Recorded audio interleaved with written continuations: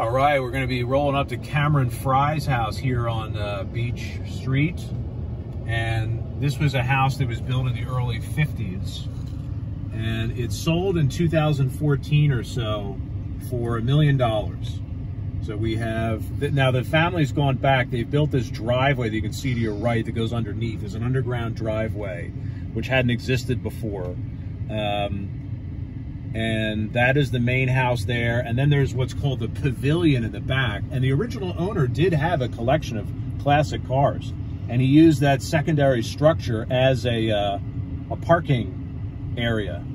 So the house, that pavilion, the garage, there is a little bridge that goes over, because this thing's built right on a ravine. And that is where, which you can barely see through the trees, there's a lot of dense tree structure here.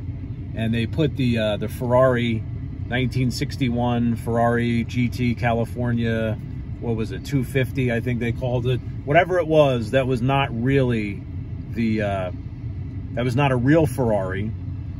It was John Hughes had essentially a kit car made. It was basically a Ford Mustang with a fiberglass overlay on it, and we can keep filming forward, with a fiberglass overlay on it. We're going to be headed over to Joel Goodson's house now. I believe it's on Linden Street. I think I can get us there. Believe it or not, Cameron Frye and Joel Goodson were neighbors. And I believe they could have even gone to the same school district. Now, that's just my little theory there. So there were 3 kit cars built for this. It was the Ferrari, the supposed Ferrari. There was no Ferrari in that movie. The one that went through the glass and into the ravine that got smashed was just a fiberglass shell. It was not really a car. There were 2 others that were made that were essentially like a Ford Mustang with a fiberglass overlay to make it look more of like a Ferrari.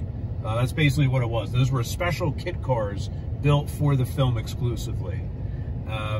One of them sold for $300,000 a couple of years ago. If it had been a proper Ferrari 250 GT Spider California, one of those sold a couple years back for over $17 million.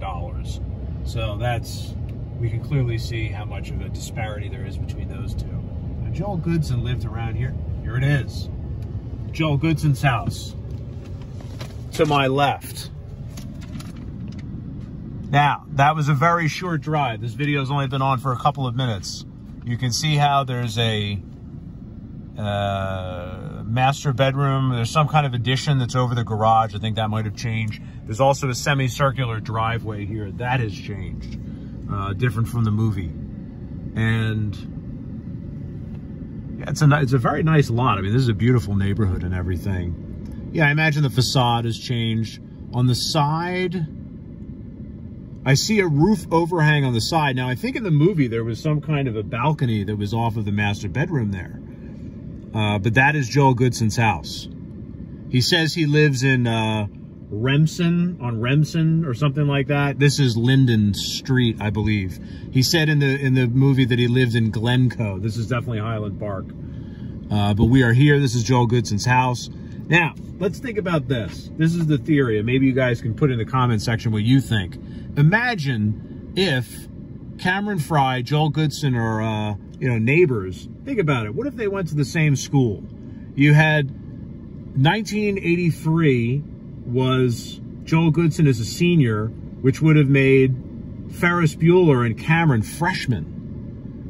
So maybe they were still kind of coming up in their, years of school, and Ferris was not, this prolific student who knew everybody. And, Joel Goodson he wasn't necessarily a popular kid. I mean, people knew him. He was an all-around good guy, but he was really kind of shy. So he must have been a major talk of the town when they have a prostitute party here, his senior year in '83. And then you've got Ferris Bueller, a couple years later. Everybody kind of forgets about it. Ferris Bueller, he's a super Mr. Popular Man. Everybody knows him. He's networked himself like crazy. I think these guys might have gone to the same school and certainly been contemporaries. Let me know in the comments section what you think.